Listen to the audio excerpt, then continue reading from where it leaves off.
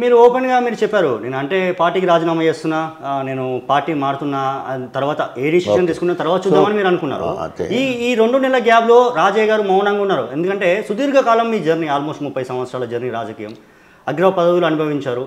But ఆ 2 నెలల సమయంలో రాజయ్యకి ఏం జరిగింది అసలు ప్రజలకు కూడా తెలియదు, ఇప్పటివరకు కూడా బయటకు ఎవరు చెప్పరు. చాలా చాలా ఇంపార్టెంట్ అది.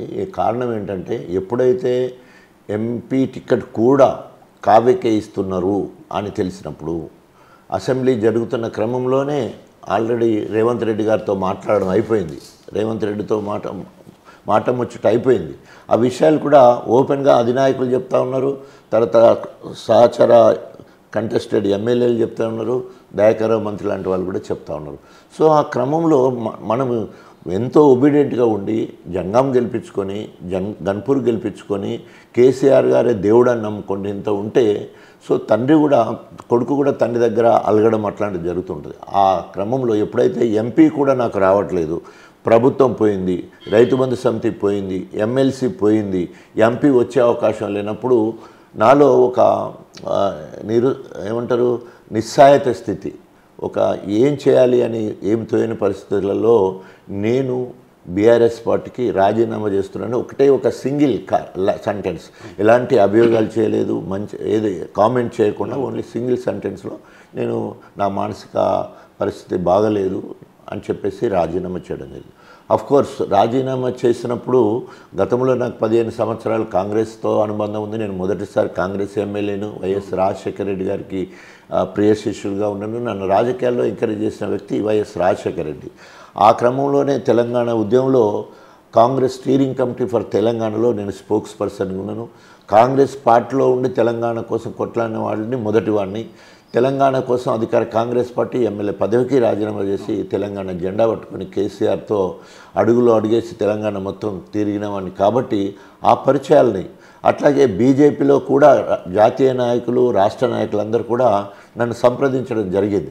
మన ఎంపీ ఎలక్షన్ మీరు అన్న 2 నెలలు ఏంటి అని అన్నారు కదా మీరు, 2 నెలలు ఏమైంది అనే క్రమంలో సో నేను ఎప్పుడైతే రాజీనామా చేస్తే బీఆర్ఎస్ పార్టీ ఆమోదం తెలియజేయలేదు, లేదా ఆ పార్టీకి సంబంధించిన ఎవరు కూడా నన్ను కామెంట్ చేయలేదు. ఎందుకంటే నిజమే రాజకీయ అన్యాయం జరిగింది కదా, అన్యాయం జరిగింది అనేది యావత్ తెలంగాణ ఉద్యమకారులకు తెలుసు, తోటి సహచరులకు తెలుసు, అందరికీ తెలుసు. ఎందుకంటే ఎమ్మెల్యే ఇవ్వలేదు, ఎంపీ ఇవ్వలేదు, ప్రభుత్వం రాలేదు, ఇంకా మరి ఎవరైనా ఏం చేస్తారు అని ఒక్క బీఆర్ఎస్ నాయకుడు కానీ కార్యకర్త కానీ ఉద్యమకారుడు ఎవరు కూడా నన్ను కామెంట్ చేయలేదు.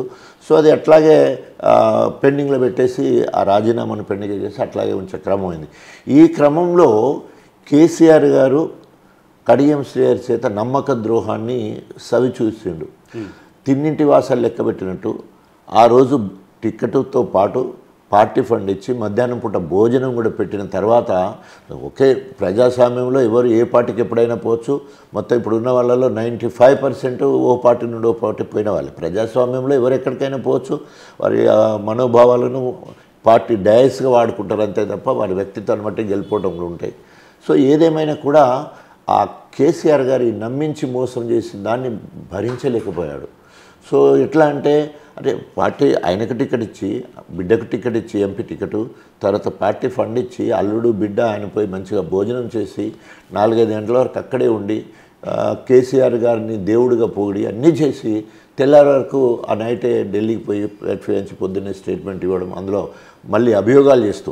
అంతకుముందున్నప్పుడేమో నేను ఈ 72 ఏళ్లలో నేను పార్టీ మారుతానా, ఇంకా నా జీవితం ఇంతే, నేను పొందని పదవులు ఏమున్నాయి, ఉప ముఖ్యమంత్రి అయిపోయింది, ఎంపీ అయిపోయింది, ఎమ్మెల్సీ అయిపోయింది, ఎమ్మెల్యే అయిపోయింది, 4 పోర్ట్ఫోలియోలు చేశాను, సో నాకు ఇంకేం కావాలి, సో నా శేష జీవితం అంతా ఇంట్లో ఉన్న అతను ఒక్కసారి ప్లేట్ ఫిరాయించి కాంగ్రెస్కి పోవడంతో, అదే కాంగ్రెస్కి పోయిన రేవంత్ రెడ్డి కూడా ఈయన మీద కామెంట్ చేయడం జరిగింది. అదే అసెంబ్లీలో నిండు సభలో, కడియం శ్రేరి నువ్వు మాలోడివా మాదిగోడివా, నీవు నీ శీల పరీక్ష చేసుకోవాలి, ఇదేవాడు నీ శీల పరీక్ష చేసుకోవాలి, ఎందుకంటే నీ మీద అనేక అభియోగాలు వస్తున్నాయి.